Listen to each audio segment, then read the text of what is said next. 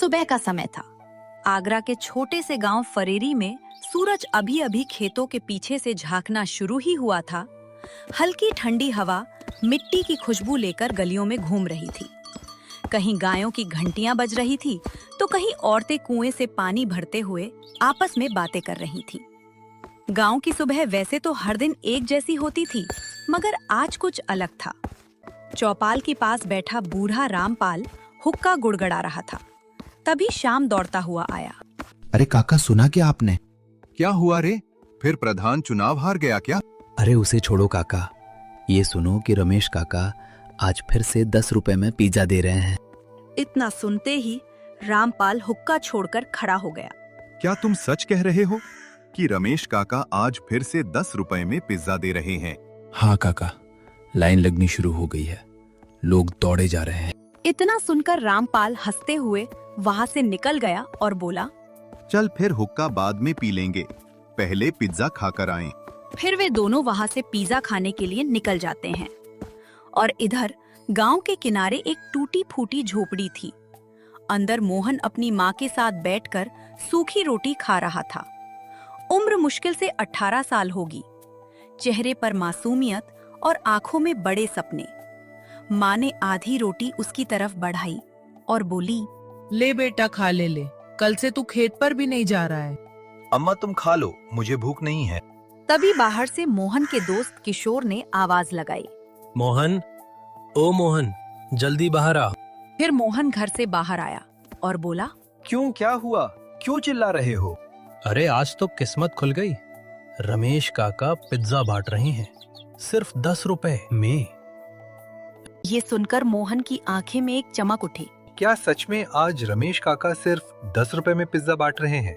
फिर तो आज मजा आएगा। मोहन तुरंत घर के अंदर गया और पुराने बक्से में से कुछ सिक्के निकालकर मुट्ठी में कस लिए। माँ ने पूछा, कहाँ जा रहा है? तब मोहन ने जवाब दिया, अम्मा आज तुम्हारे बेटे की दावत है। आज रमेश काका 10 रुपए में पिज्जा बांट रहे हैं, वहीं जा रहा हूँ। और इतना कहकर मोहन घर से निकल जाता है। गांव के बीचों बीच एक पुरानी सी दुकान थी। बाहर लकड़ी का बोर्ड जिस पर लिखा था रमेश भोजनालय, और नीचे छोटे अक्षरों में लिखा था, आज विशेष पिज्जा मात्र 10 रुपए में। दुकान के बाहर लंबी लाइन लगी थी। अरे धीरे धीरे सबको मिलेगा, जल्दी मत मचाओ। मोहन भी उसी लाइन में खड़ा सब कुछ देख रहा था। उसने मन में सोचा, इतने लोग और इतना पिज्जा सिर्फ 10 रुपए में, ये कैसे मुमकिन है? आखिर मोहन की बारी आई। उसने कांपते हाथों से 10 रुपए आगे बढ़ाए। तभी रमेश काका ने उसे ऊपर से नीचे तक देखा और कहा, अरे तुम तो मदन सिंह के लड़का हो ना? हाँ काका, मैं मदन सिंह का ही लड़का हूँ। रमेश काका के चेहरे पर हल्की सी उदासी आ गई और उन्होंने धीमी आवाज में कहा, बेटा, तुम्हारे बापू बहुत अच्छे आदमी थे। ये सुनकर मोहन चुप हो गया था। मोहन के पिता को गुजरे 3 साल हो चुकी थी। इधर रमेश काका ने एक प्लेट में पिज्जा रखा और मोहन को दे दिया।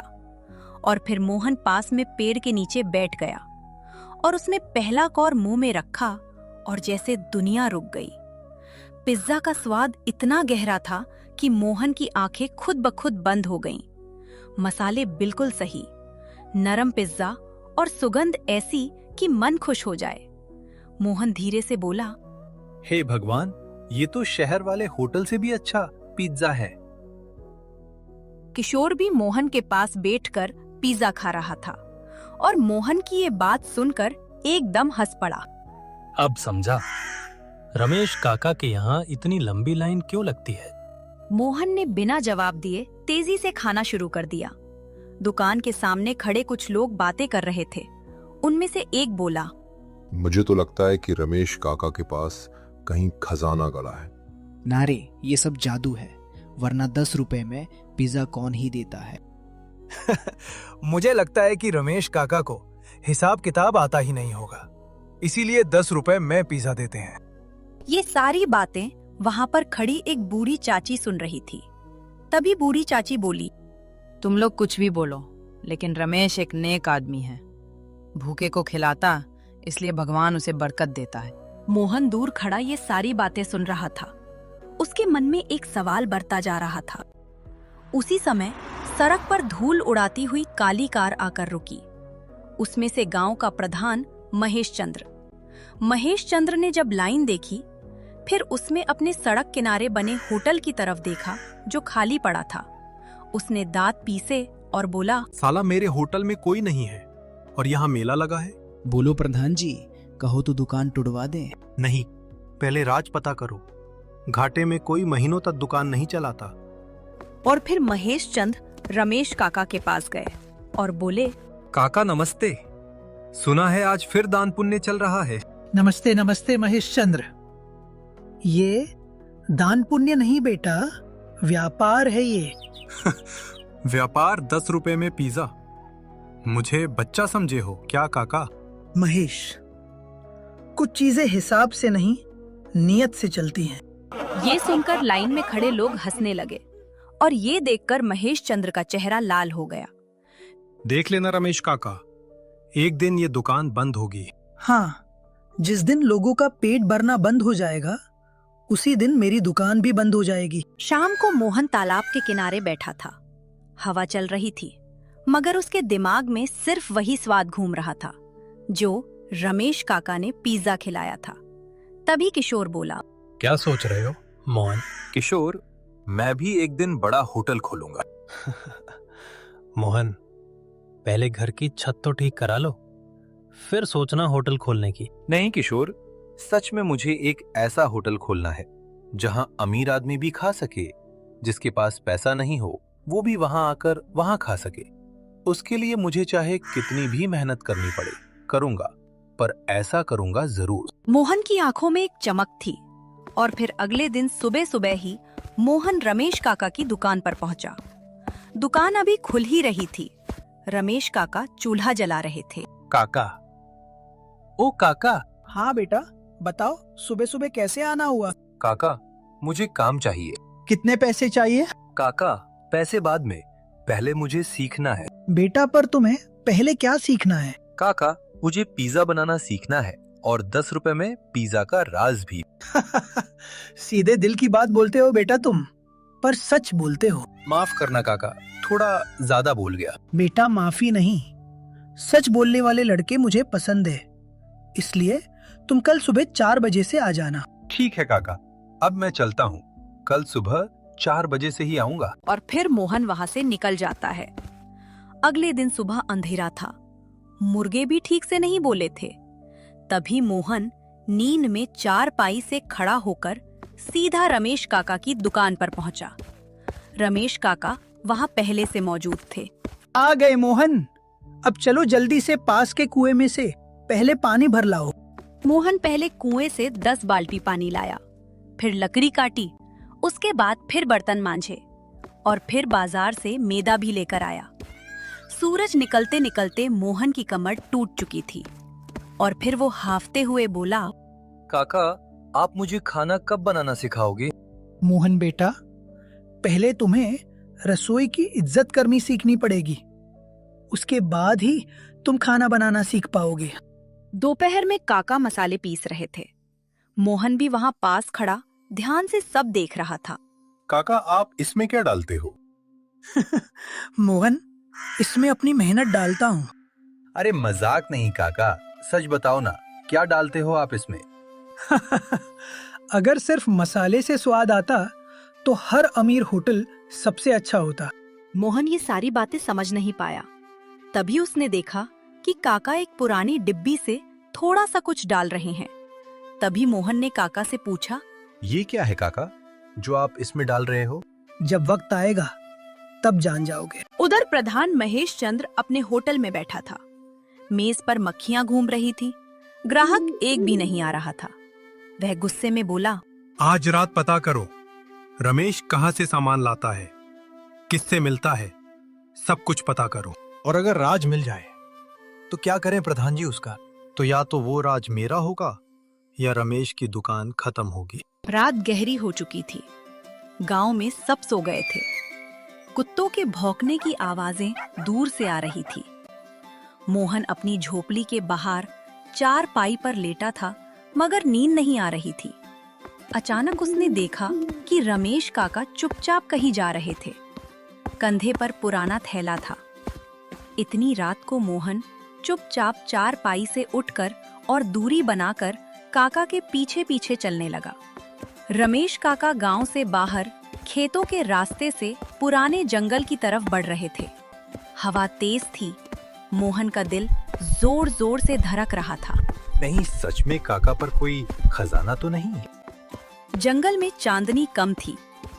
काका एक बड़े बरगद के पास रुके। उन्होंने चारों तरफ देखा। सोनू झाड़ी के पीछे छिप गया। रमेश काका ने थैले से कुछ निकाला, शायद खाना।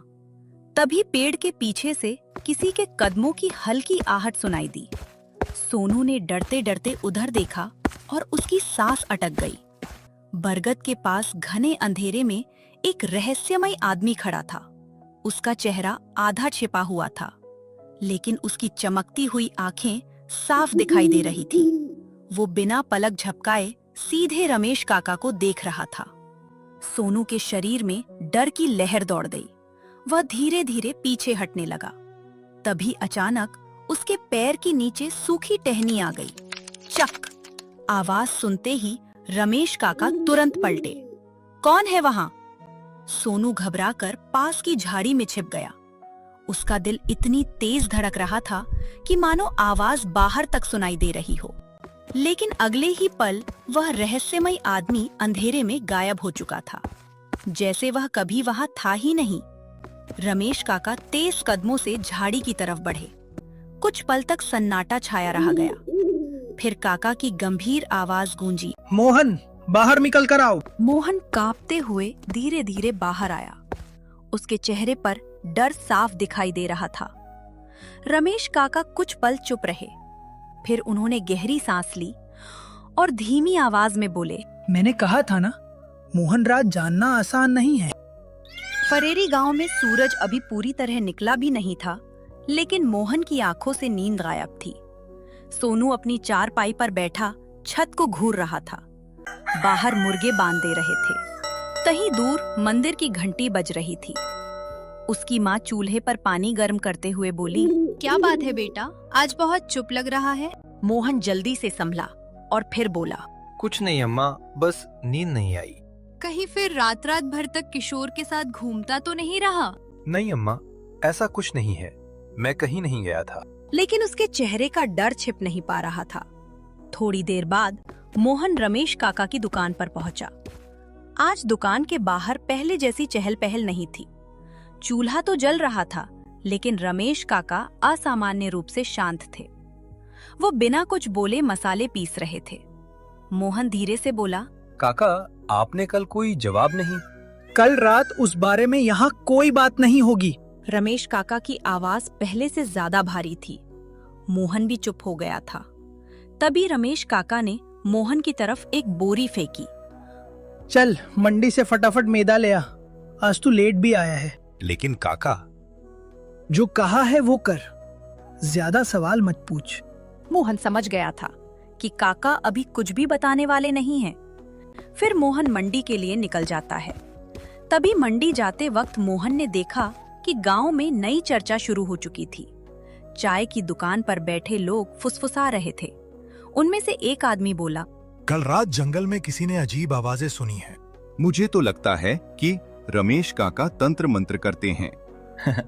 तभी तो 10 रुपए में पिज्जा बेचते हैं। तुम लोग अपनी बकवास मत करो।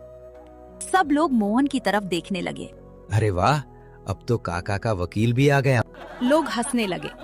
मोहन बिना जवाब दिए आगे बढ़ गया, मगर उसके मन में बेचैनी बढ़ती जा रही थी। उधर प्रधान महेश चंद्र अपने होटल में बैठा गुस्से में चाय का गिलास घुमा रहा था।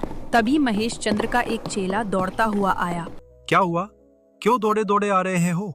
कल रात रमेश जंगल गया था और कोई दूसरा आदमी भी वहां था। कौन आदमी था वहां पर?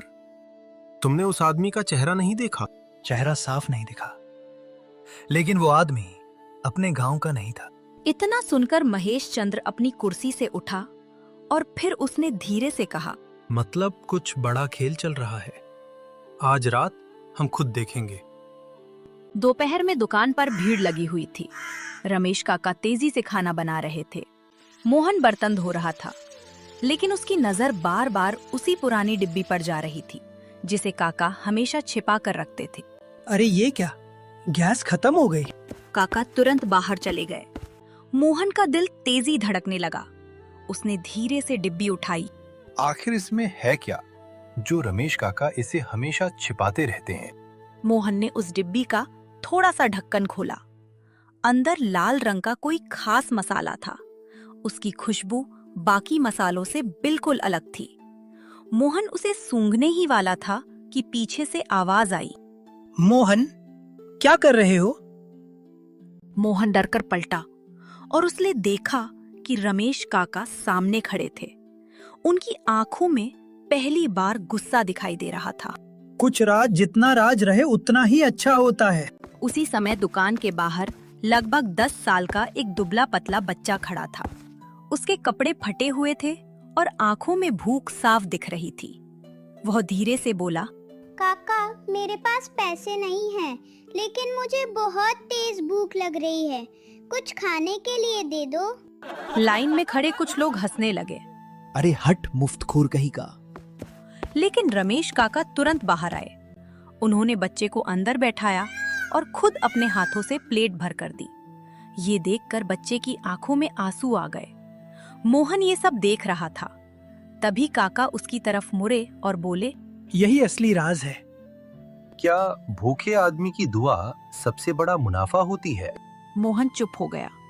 उसके मन में पहली बार रमेश काका के लिए और भी ज्यादा सम्मान पैदा हो गया था। रात होते ही गांव में फिर सन्नाटा फैल गया। लेकिन इस बार सिर्फ सोनू ही नहीं जाग रहा था, बल्कि प्रधान महेश चंद्र भी अपने आदमियों के साथ तैयार बैठा था। जंगल के रास्ते पर दूर रमेश काका चलते दिखाई दिए। उनके हाथ में वही पुराना थैला था। मोहन भी चुपके से पीछे निकल गया। कुछ दूरी पर प्रधान और उसके आदमी भी उनका पीछा करने लगे थे। जंगल में हवा तेज चल रही थी।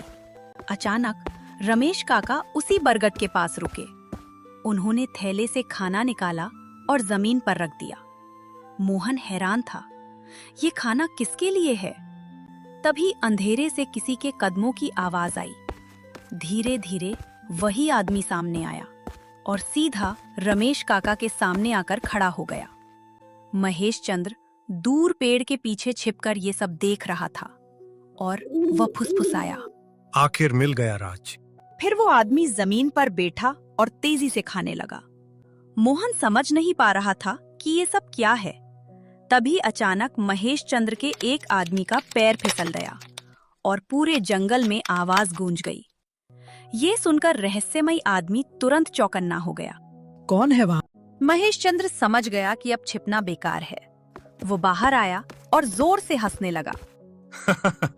वाह रमेश काका, तो ये है तुम्हारा राज। मोहन भी डरते हुए बाहर निकल आया। ये देखकर रमेश काका का चेहरा भी गंभीर हो गया। महेश चंद्र, यहाँ से चले जाओ। लेकिन ये सुनकर महेश चंद्र हंस रहा था। पूरा गांव सोचता है कि तुम संत हो, पर तुम तो रात में जंगल में छिपकर किसी अजनबी को खाना खिलाते हो। वो रहस्यमयी आदमी गुस्से से महेश चंद्र को घूरने लगा। ज्यादा मत बोलो महेश चंद्र। महेश चंद्र पीछे हट गया, लेकिन फिर थोड़ी देर बाद बोला, कौन है ये? कोई चोर अपराधी जिसे तुम रोज रात को खाना खिलाते हो। कुछ पल के लिए जंगल में सन्नाटा छा गया।